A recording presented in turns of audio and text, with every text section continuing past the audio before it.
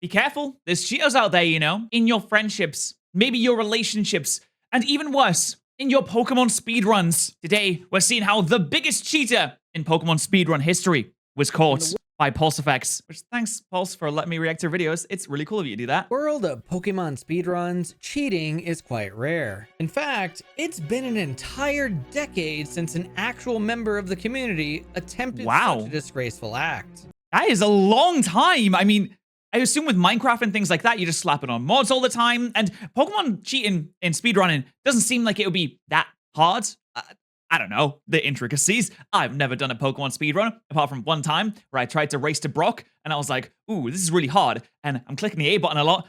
I might develop carpal tunnel, and then I stopped, so I feel bad for all the Pokemon speedruns out there. But no cheers since the July 6, 2014. Either Pokemon speedrunning is smaller than I thought, because I thought it was quite big, or people are just really honest, which is fantastic. The few that have popped up outside of this range have usually been total newcomers that have no idea what they're doing and are just looking for some clout. But the thing about the cheater we're talking about today is that they went in it for the long haul, integrating themselves in the community at a very slow yet believable pace at first, before eventually pushing their way to the top by crafting fake runs over the course of 11 months. And did you just win the game with a Monferno? That seems ridiculously specific. I can understand a Chimchar if you really want to abuse a lot of glitches. I can understand an Infinite if you get a lot of experience, at least fighting some Pokemon. But a Monferno just seems really specific. I mean, hey, I'm just a player of the games, a purveyor of the content myself. But February to December is a very, very long time to be part of this. But at least he got to enjoy Christmas before he was exposed. The crazy thing is, this story doesn't just involve cheating. It also involves thousands of dollars on the line in the form of bounties for reaching certain speedrunning goals. Goals that were so ridiculous that the cheating became quite clear once they faked one of the most unrealistic achievements in Pokemon speedrunning that I've ever seen. So, bounties? I can't imagine like going to the bounty board and you're like, okay, let's see what bounties are up. Let's see, 500 Dilla to get to Brock in under 12 minutes. Yeah, I'll take that one. I think I can do it. I'm a bounty hunter. But I don't hunt the bounties of men. I hunted a Pokemon speedruns. So today, we'll be taking a look at the cheater Jodiwee's rise and fall, his response to this entire fiasco, and the aftermath following this situation. Ooh, he's French. To become a world record contender in a Pokemon speedrun, an immense amount of knowledge, skill, and patience is required. Seriously, you might be sitting at home like, I'm good at the games, I could totally speedrun. No, you can't. It's so hard. I tried. You have to manipulate the RNG to get proper IVs on your Pokemon so you can survive certain hits. If you get critical hitted, it's over. Poisoned, it's over. You need to hit certain points. You need to get certain damage rolls. It's so ridiculously specific.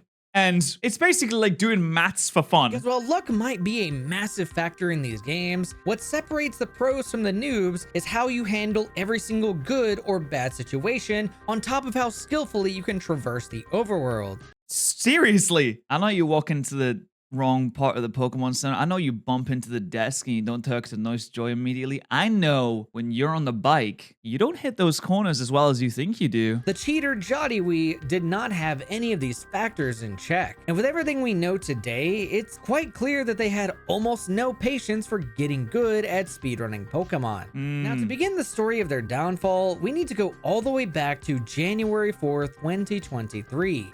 And he's playing at 3 a.m. And as we know, nothing good has ever happened at 3 a.m. Show me one good thing that happened at 3 a.m. World War I, 5 a.m., it ended. World War II, 11 p.m., it ended. But I see no 3 a.m.s, because nothing good's ever happened at 3 a.m. The day Pokemon speedrunning cheater Jodiwee infiltrated the ranks of Pokemon speedrunners. As far as we can tell from the first few months, Jodiwee actually didn't seem to cheat at all. And what is going on?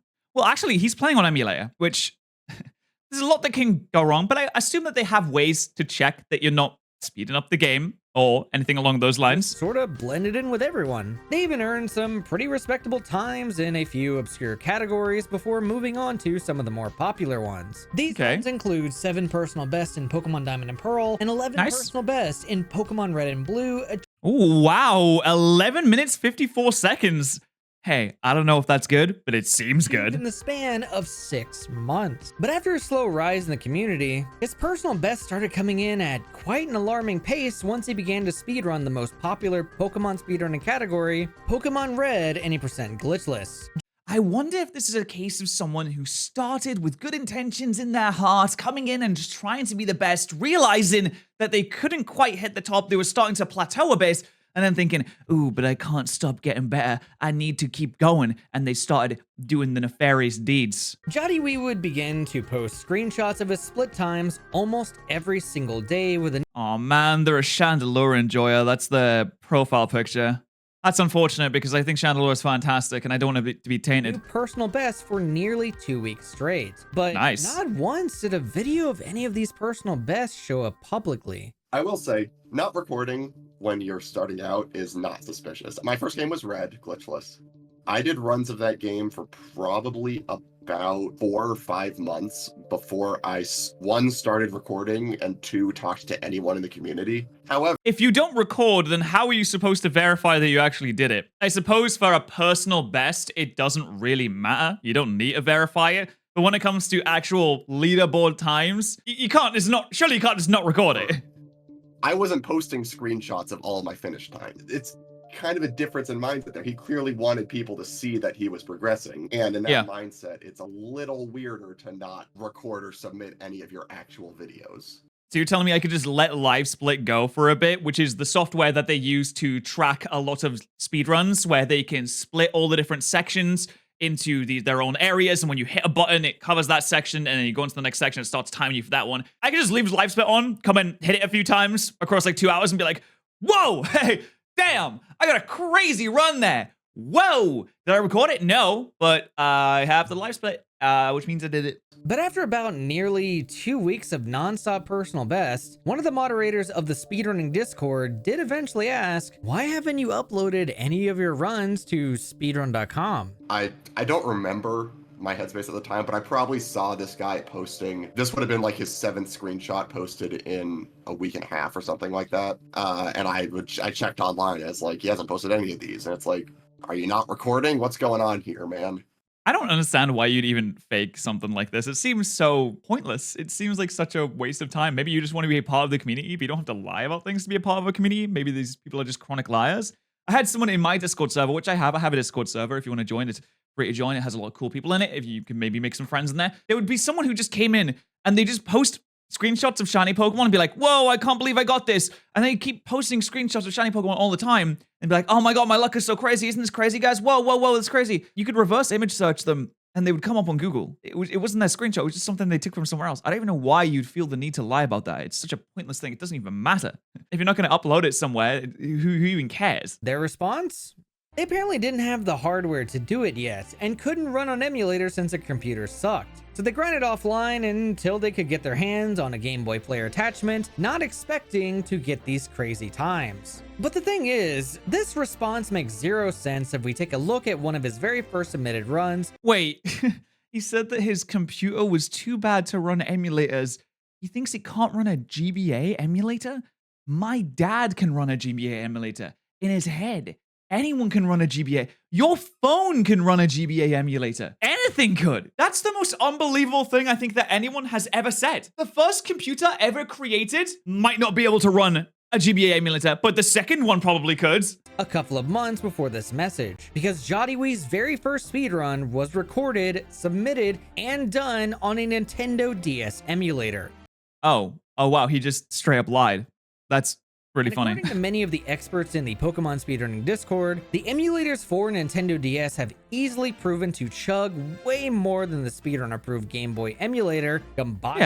Yeah. Of course, it just makes sense. Of course, the DS emulators are going to be a little more chuggy than the GBA. The GBA requires so much less to be able to run efficiently. Honestly, DS emulators have always chugged no matter how good your software really is. I think my Switch emulator runs better than DS emulators most of the time. Running Discord itself takes up more resources than the Gambate emulator. Meaning, that's funny. This could have potentially been the moment he was caught red-handed. No, I could do one of them, but I can't do both at the same time or else it'll explode.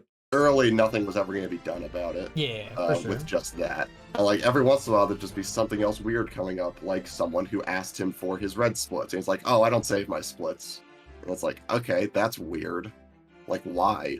I think we have a pretty good idea of why now, but... There's no history. You can't just come out of the gate guns blazing saying, I don't understand the point of lying about something like this. We're so early on into the video, but I just don't understand. cheating everything based on that. With Jodiwee not submitting any recorded runs, this meant that there was no hard evidence against him. This is such a funny piece of stock footage to use, Pulse, for that. He didn't submit any runs, which means that he went off into the void. The black darkness of the night.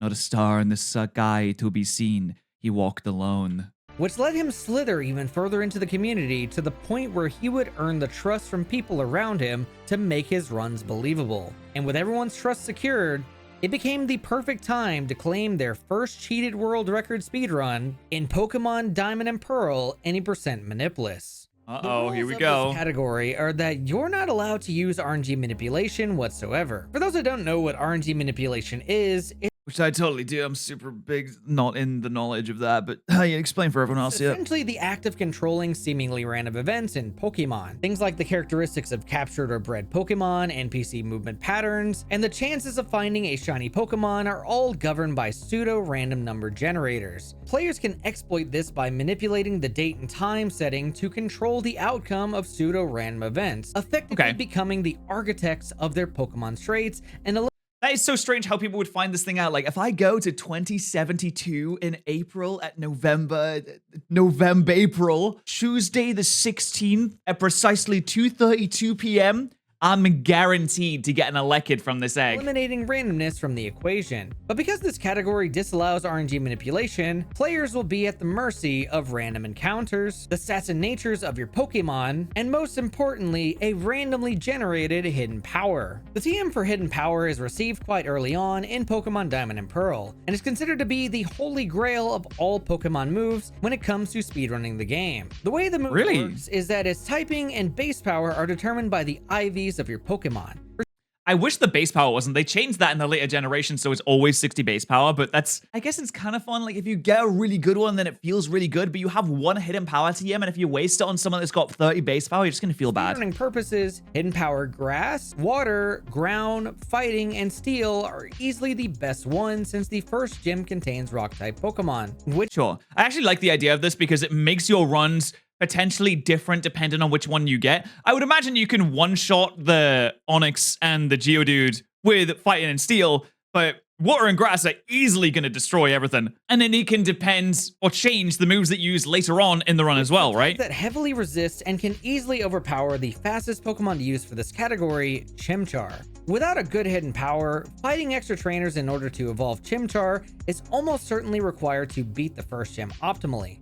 Okay, that's a run ender, surely. You just reset until you get something with a decent hidden power, because if you're spending all that time to fight the additional trainers, that's going to be massive amounts. That's going to be extra minutes on the clock. Considering how slow this strategy of evolving is, it's not really an option if you want to obtain a world record time in this category. Yeah, definitely not. And to emphasize to you all how brutal resetting for a good hidden power is, runners of the Manipless category won't know until at least a minimum of 20 minutes have passed whether or not they have a good enough hidden power. Oh, you got ground. Congratulations. I wonder how many resets that took. And grinding for this hidden power is not something Jodiwee was willing to do. Yeah, I'm not surprised. To be fair, grinding is a part of speedrunning. If you're going to get into speedrunning, that's what you signed up for. Instead was results that he wasn't getting. Why are you at level 24 in the Victor Road? How does this work? If you're manipulous, so you can't manipulate things, can you still use glitches? I suppose it's not glitchless, right? He decided it was time to take RNG into his own hands through splicing. Oh, the time played was 57 minutes. Dude, you must be heavy glitching that game. I'm actually curious how that run goes now. The act of splicing is when you take apart multiple sections of a speedrun, put them together to create a much faster run, then pretend the splice run was done in a single instance of play. Oh no, so he just takes the first part of the run where he finally gets that good hidden power and he's like, cool, I never have to do that section of the game ever again. I'll just start from here forever. The method of cheating is quite common and exactly how Jodiwee obtained a Pokemon Diamond and Pearl any % Manipless speedrun of 101.19, which by some miracle beat the world record by exactly 1 second. Exactly 1 second as well. That's very interesting. Suspicions did arise during this time, but unfortunately for the verifiers of this run, Jodiwee had now integrated himself into the community as someone who could likely reach these times thanks to a few more submitted runs on the leaderboard. And with nothing crazy weird on the surface, the run was accepted as the new world record without a hitch, awakening a monster inside of Jodiwee, since he was able to get away with what seems to be his first cheated world record time. From here, Jodiwee would begin to shift between 6 different categories. I love how epic this is. It's like an anime villain explaining their entire plot. Over the span of 3 months. And even though these categories played pretty differently, with the times he was slowly posting for everyone to see, it truly seemed like he might have enough skill to at least pick up and play near a top level. But wouldn't every single category be like an entirely different set of skills, an entirely different set of muscle memory, a set of different things you need to do? Like you're using a lot of glitches on one, you're using not a lot of glitches, you're playing through the entire game on one, you're playing through like very little of the actual game, and you're just doing button prompts to get certain manipulation in the RNG to happen. I feel like it's an entirely different skill set. This was all a sham to make his next faked world record seem believable. Starting off with a 4-day grind for Pokemon Red any % world record, a 1-day grind for the Pokemon Yellow any % world record, and a category killing world record in Pokemon Blue No Save Corruption speedrun. What? All of these runs were eventually proven to be cheated, and at the pace Jodiwee was submitting these times, it actually did seem a little suspicious to certain private circles within the community. But accusing was he just trying to get the world record in every single instance of every Pokemon game? And he thought, they'll never figure me out. I'm way too smart. I'll never get caught. I guess that's what murderers think, right? Obviously, it's not even remotely the same, but he's like, yeah, I'll never find out. I'm too smart. I'm too on the ball for them. Someone of cheating in a community that hadn't had a notable cheater in nearly 10 years was a hard thing to do when there wasn't really much evidence supporting this claim. It was all completely circumstantial. Okay, so how do you cheat in this situation? I wonder how they did cheat that record. How do you cheat the world record for Pokemon Blue? What were they doing? Were they just using the splits and editing them together? Was that what's happening? I did love flaunting around his screenshots instead of footage after all, and those screenshots can only get you so far in proving that someone cheated. But soon enough, the proof that Jodiwee cheated would— Wait, he still wasn't recording his run? Maybe I'm misunderstanding this, but you definitely have to record your run if you have a world record run, surely. You can't just post a screenshot, right? Come to the community faster than he could supposedly pull off these incredibly fast times, as he was about to make the 2 biggest mistakes that eventually got him caught. His first two biggest mistakes of his life. Mistake was trying to fake a top time in— Oh, Mass Effect music. I'm sorry. Every time I hear Mass Effect music in one of Pulse Effect's video, I just get really happy. I'm just so glad there's someone out there that appreciates Mass Effect music in the background too. I'm sorry, I got distracted. Pokemon Sapphire any % glitchless. When we take a look at the timeline between Jodiwee's last PB and the very first run he ever set in Pokemon Sapphire, you'd find out that Jodiwee was supposedly able to pull off a 2-hour personal best in only 4 days. Yeah, 4 days. I was just looking at that. I was like, what? How do you learn an entire new run and absolutely destroy it in 4 days? Is this the rebirth of Christ himself in Pokemon speedrunning? Is this the Usain Bolt of Pokemon? Earning him a spot in the top 10. This was shared with the community once again through another screenshot with no record. Of course, my OBS crashed at Norman for my first finished run. Biking is hard, dude. Still learning. Interesting. My OBS crashed. Oh man, my OBS crashed. You know, actually, there's a way around this. You can use a video format called an MKV video that will save your recording, even if the program crashes. So, if they just use the MKV video format, they could have just restarted and they would have been fine. They would have had the original footage. I think someone should let him know that. Of course, he's a cheater, so he wouldn't do that. Attached to it. And in order to dodge anyone from asking for proof of this time, he conveniently claimed that OBS had crashed in the middle of recording his run. But sorry, I left my OBS at home today. Personal best didn't actually matter, since we didn't have to wait long for him to produce an actual run for everyone to look through. Because not even 4 days later, Jodiwee posted a recording of a speedrun that put him in 2nd place and was only about 5 seconds behind the world record. I really hope it was just the second place to speedrun. He just like re-uploaded the video. That'd be so funny. I found no fewer than 3 separate instances where he healed in very stupid situations, one of which right before Champ cost him world record. Side note, we're now pretty confident that the reason he healed there was because he was too fast in his splicing and he didn't want to get world record, so he had to heal to slow down. he realized halfway through his run, he's like, oh fuck, no, wait. Oh god, I've been cheating too good. They're gonna get it. Okay. No, oh man, I can't believe I got second place and not actually world record. Oh man, that sucks. But like, it's still pretty good, right? You still think I'm really good, don't you? Enough to have it go under the radar. When he ran Sapphire, he did that on his DS. He loses about 8 seconds over the course of the run due to frame rate differences. And if you account for those 8 seconds, his run was world record. This type of speedrun takes months of dedication to get good at, and even more skill to beat the world record. But even at the most basic level of speedrunning Sapphire, one of the very first things a speedrunner will learn is you need to walk up to and talk to your mom before you leave town. He just walks straight up and his mom goes and talks to him. And that's not only slower, he had gained an extra 7 steps by talking to mom. With the way Sapphire and step counter works, every time you make a mistaken step, it can affect how the Wingle Manip will come out when you. That is a nightmare. You have to get every single step in the correct order throughout the entire game because it affects how the RNG manipulation works. I don't want to ever do this. This doesn't sound fun at all. Imagine getting one step wrong. You're almost at the end of the game, you get one step and you're like, oh man, it's 2 hours down the drain and my hand is cramped now. I hit the right button. You do it. You claim to have 1,100 attempts. It's like, okay, have you ever watched a run of this game before? You're like 6-7 minutes into the run and you. He said he has 1,100 attempts. There's no way. Surely not. I haven't played Kaizo Ironmon that much. Well, actually, no, if you include all of my attempts from all the different games, I've probably done over 2,000, which is a little bit too much, but you know. Don't know to talk to mom. I mean, I had never verified a run where someone had talked to mom, so I was confused. It's like starting up a game of Red, getting through the intro, and then not knowing in what corner the stairs are after doing it.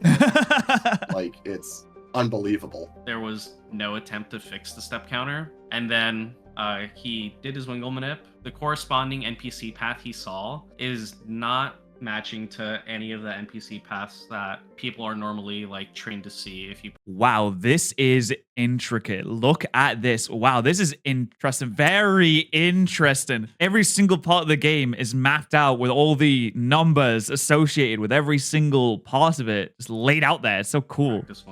The likelihood that someone was able to reach a second place time on the leaderboard without this knowledge is quite low, and made this run incredibly fishy. But even if Jodiwee could fake a successful manipulation through. Have you considered that this man is just the GOAT? Maybe this is, once again, it's just the second coming. This is just a god gamer that we're witnessing here, and you're just jealous that you're not as good as he is.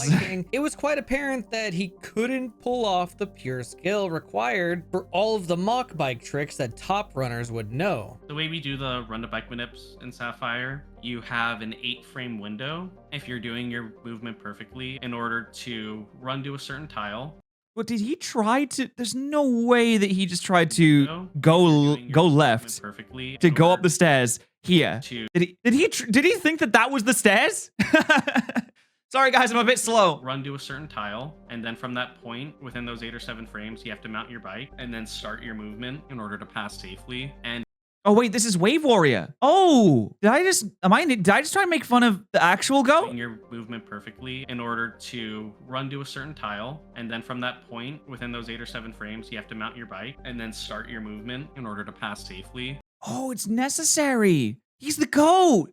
He's the GOAT. This is the world record run. I apologize. This is the correct way to do it. I'm sorry. I thought it was obviously not knowing anything about the run. I thought it was just the guy, the cheating person, thinking that you had to turn there and just like careening into a wall.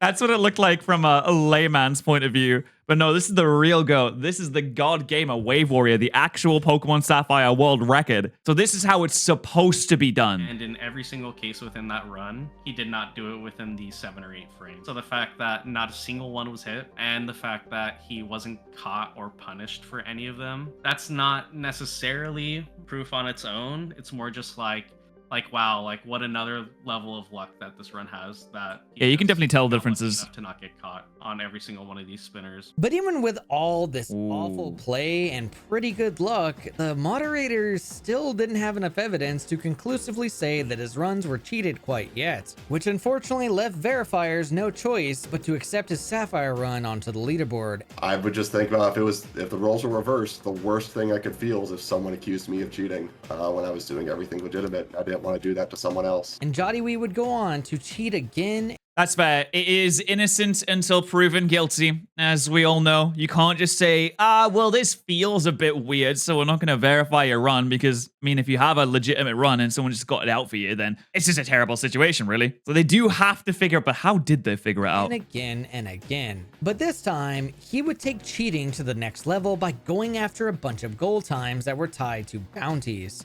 He used 999 rare candies, and the verifiers couldn't verify that he didn't grind for them. Bounties are essentially a reward of some kind given to community members when they reach certain speedrunning goals. For context, in this situation, there was a bounty set at what? 2,500 Dilla? Classic world record by the end day will receive a bounty of 2,500. Who is funding this? Is there an Jeffrey Bezos of the Pokemon speedrun community? Goodness me. $1,500 for having the Pokemon Red Manipulus world record by the date of February. I did not think it was going to be that much. I thought it was going to be like a couple of $100, maybe. I was like, oh yeah, you can get like you maybe get like a little bit of money if you win, but 2,500 is so much. As you may have guessed, he managed to cheat together a time good enough to do this only 4 days after getting his top 2 time in Pokemon Sapphire. You piece of shit, you little fucker. You're stealing money from actual speedrunners. Oh, you little thief, you little weasel. The interesting thing about this situation is he actually reached out to the person who set up these bounties a day before his Sapphire run went public, asking them if the runs for these bounties could be performed offline in order to plan out even more splice runs. Oh yeah, hey guys, say, I know that's a lot of money.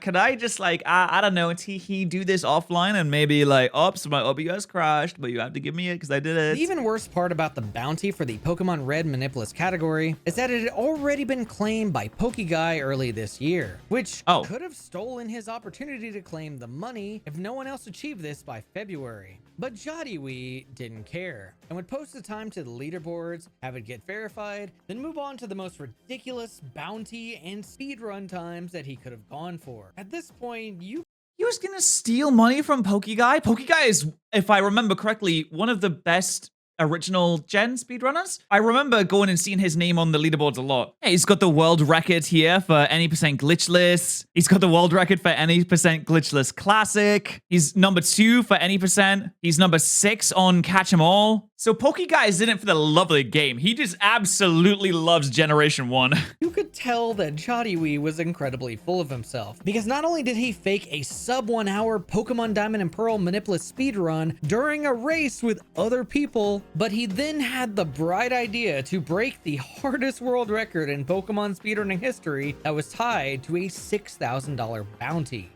Dude, there's no way. I can't believe he's that brazen. How could you go out there and just cheat so openly and brazenly when thousands of dollars are on the line? 43 in Pokemon Red, any percent glitchless. Well, I'll start out by saying that it is widely believed that 143 will be the last minute break that can ever be achieved by a human, no matter what is found in these games in the future.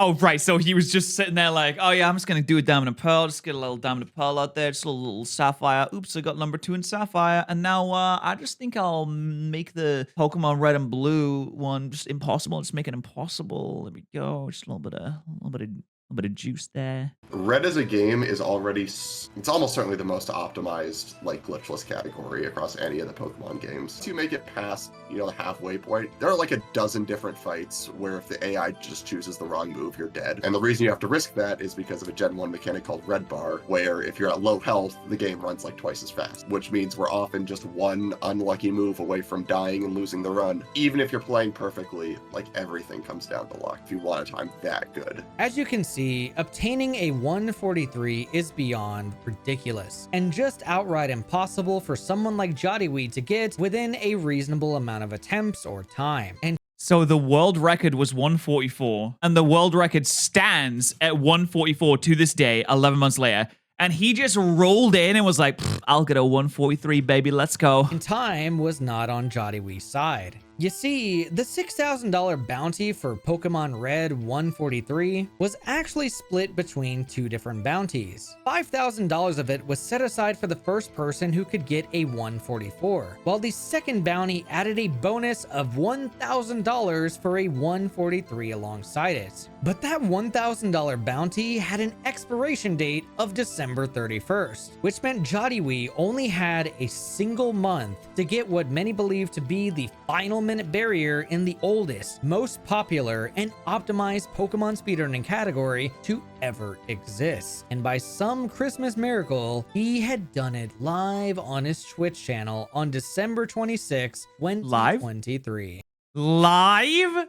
He was like, uh-oh, running out of days. Well, I guess I know what he asked for from Santa this year. Dear Santa Claus, may I please have the absolute greatest finger movement of all time? This totaled up to about 6 world records, 4 personal bests within the top 5, and $8,500 in prize money in the span of 2 months. Oh, come on. This is too brazen. It's too in everyone's face. Doesn't there come a certain point where you're thinking, okay, I should probably hold back now. I have 6 world records. But this was the moment everything went downhill for Jodiwee.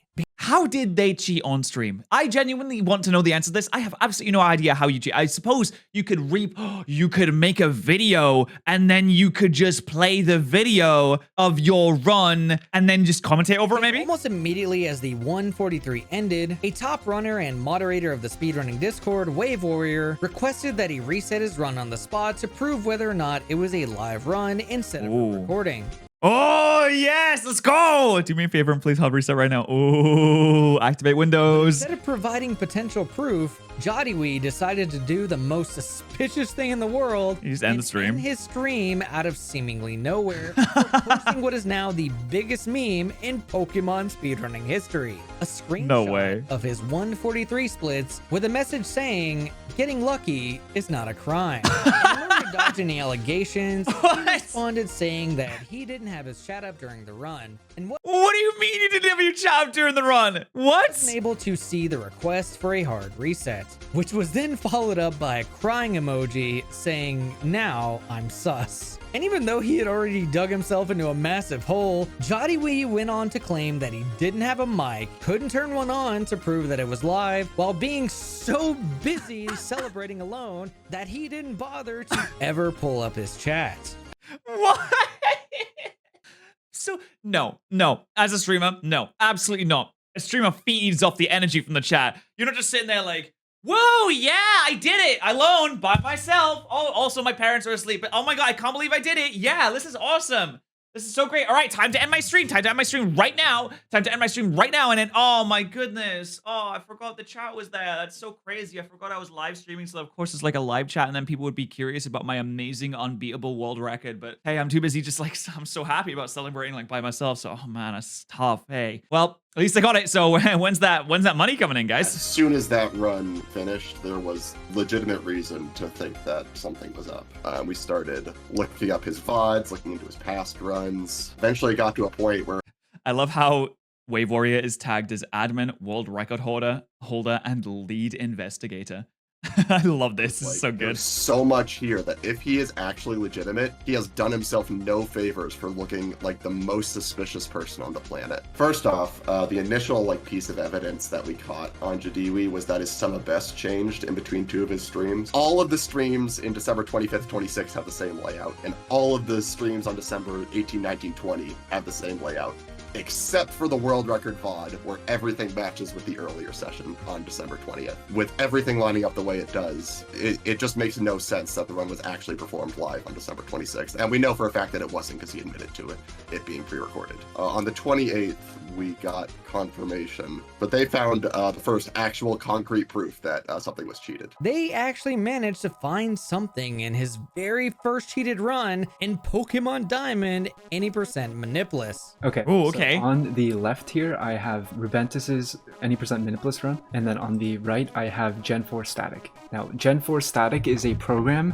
that allows runners to search for specific seeds with either IV requirements, as you can see here, the ability, gender, all of that. So what I'm first going to do is search for the Chimchar Rubentus got in his run, and then see if I can find that Chimchar and hit it on emulator. As you can see, I'm just entering the IVs. All right, so we search it and we find this one seed. So now I'm going to copy this seed, and using a Lua script, I'm going to inject the seed onto the emulator right here, onto Desmond, as if I were doing the run now. But basically, in this scenario, NPCs will advance RNG. So if the RNG value is the same, the NPC, like the direction in which NPCs will turn, will match what I'm getting on emulator.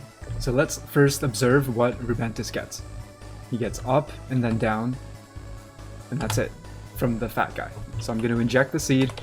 This is so fucking cool. Okay, I know this may go over some people's heads, and it's going over my head too because I am an idiot, but just listening to the way that this is supposed to work and the way that everything kind of links together. Coding is incredible. Coding is so strange. It's another language. It's something that I never really wrap my hand around, but I always appreciate it because this kind of RNG manipulation had to be made up by someone. Someone had to create this, or I guess a group of someone's had to care so much about this game specifically that we need to learn these minute, deep down under the hood details to make sure that everything is as it should be. And we have to build the tools so that we can analyze these types of things. We have to build a program. We have to build the emulators with the features installed that allows you to do this kind of thing. And I just think that's so cool. And then let's see if we get a matching NPC result. Up and then down. Look at that. So I can also see what... That's sick. I can't believe that the way that the NPCs turned is trackable.